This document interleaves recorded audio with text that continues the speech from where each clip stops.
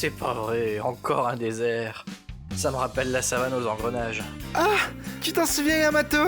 Tu as bien appris ta leçon de géographie sur l'île Fichier. Sauf qu'ici, on n'est plus sur une île, mais c'est tout un continent à explorer pour trouver nos emblèmes. Autant chercher une aiguille dans une botte de foin. Oui, et je n'ai aucun repère ici, donc c'est aussi l'inconnu pour moi. Dis Yamato, est-ce que le Japon, dont tu me parlais, est aussi grand qu'un continent? Non, enfin, tout est une question d'échelle.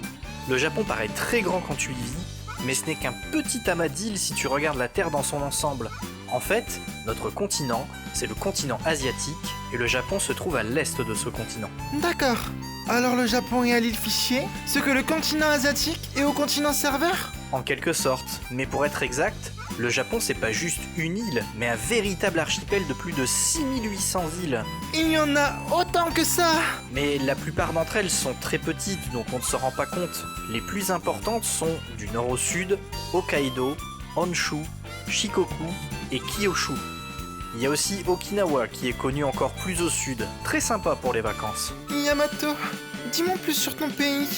Est-ce que les paysages ressemblent à ceux du monde numérique? Eh bien, comme notre territoire est très étiré, on bénéficie d'un climat diversifié. Il peut neiger en hiver, comme on peut avoir des étés très chauds. Avec les différences de latitude, tu peux suivre la floraison des cerisiers de mars à mai, en partant du sud jusqu'au nord du pays. Ça doit être magnifique! J'espère qu'on pourra voir les cerisiers en fleurs ensemble, Yamato. Ça doit bien changer du désert. Oui, d'ailleurs, on peut pas dire que le Japon soit très désertique. On est quand même le 11e pays le plus peuplé, avec 127 millions d'habitants, mais la population s'amasse surtout près des grandes métropoles. Métropole? Qu'est-ce que c'est? C'est une ville importante.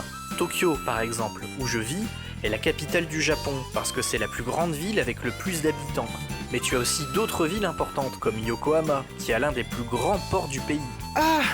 Avec ça, on aurait eu moins de difficultés à accoster sur le continent. Surtout à bord d'une baleine Digimon de cette taille. Mais c'est vrai que comme vous vivez sur une île, il y a beaucoup de villes au bord de mer, c'est ça?